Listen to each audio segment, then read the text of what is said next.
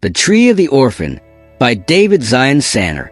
In Bond District, southern part of Sierra Leone, nestled by the serene Sewa River, lay a quiet village called Koyama. The village, though small, was filled with life, laughter, and vibrant traditions. However, behind one particular home, there was a tale of sorrow and hardship, that of a young, beautiful girl named Batoma. Batoma was an orphan. Her mother had passed away when she was very young, and her father soon after. She was left in the care of her stepmother, Tenema, and her cruel stepsister, Jilo. Tenema and Jilo treated Batoma with contempt, forcing her to do all the housework.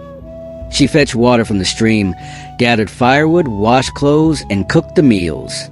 Yet, when it came time to eat, Tenema would cruelly refuse her food, leaving Batoma to sleep on an empty stomach. Each morning, weakened but determined, Batoma would venture into the nearby forest in search of fruits to eat. The lush wilderness became her solace, her place of refuge.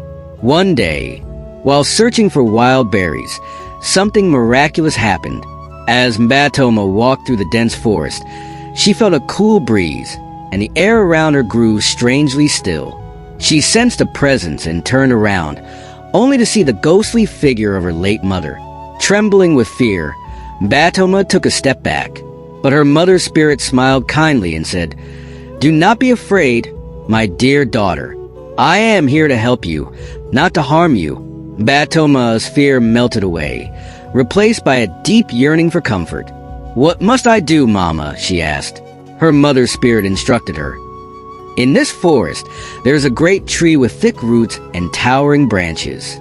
Go to that tree, stand beneath it, and sing a melodious Mende song from your heart. The tree will lower its branches, and you may take any food you wish. Once you are done, sing again, and the tree will rise. Whenever you are hungry, come to this tree." Filled with hope, Batoma thanked her mother and set off to find the tree. After some searching, she found the majestic tree her mother had spoken of. Standing beneath it, Batoma sang softly, and just as her mother promised, the tree's branches lowered, laden with ripe fruit of every kind. She ate to her heart's content and sang once more, watching the tree rise again into the sky. For many days, Batoma continued the secret ritual, and soon her stepmother Tenema noticed something peculiar. Batoma no longer seemed interested in the food at home. Suspicious. Tenema instructed her daughter Jilo to follow Batoma and find out where she went every morning. Jilo did as her mother commanded. One morning, she followed Batoma into the forest, keeping a safe distance. Hidden behind the bushes, Jilo watched as Batoma approached the great tree and sang. The branches lowered, and Batoma began to eat.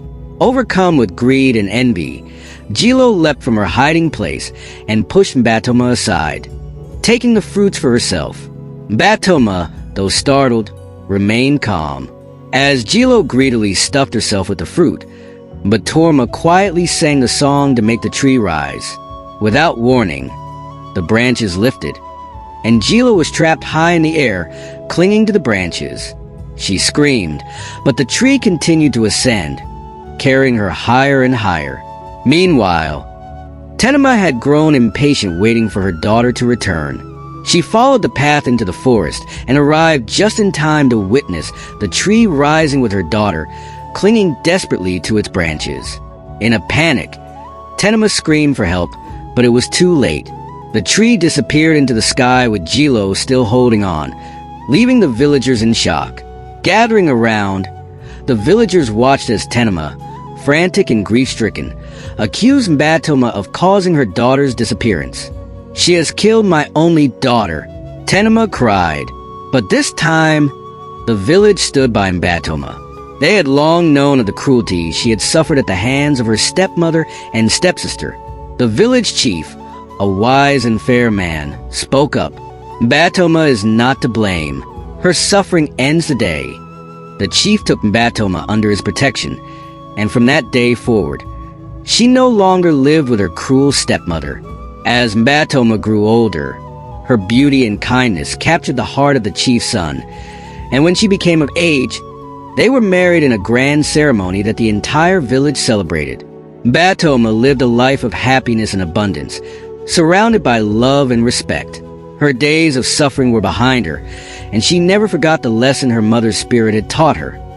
That patience, kindness, and courage would always guide her toward her destiny. As for Tenema, she was left to mourn the loss of her daughter and the life she had wasted in cruelty and jealousy. The village, having seen the consequences of her actions, turned away from her, and she lived out her days in bitter solitude. But in Batoma, the once mistreated flourished, becoming a symbol of resilience, grace, and triumph over adversity in the village of Koyama. And so, her story lived on by the banks of the Seiwa River, where the great tree in the forest stood tall, guarding its secrets. If you have any moral lesson about this story, drop in the comment section. And don't forget to like, share, and subscribe for more beautiful stories from the west coast of Africa, Sierra Leone.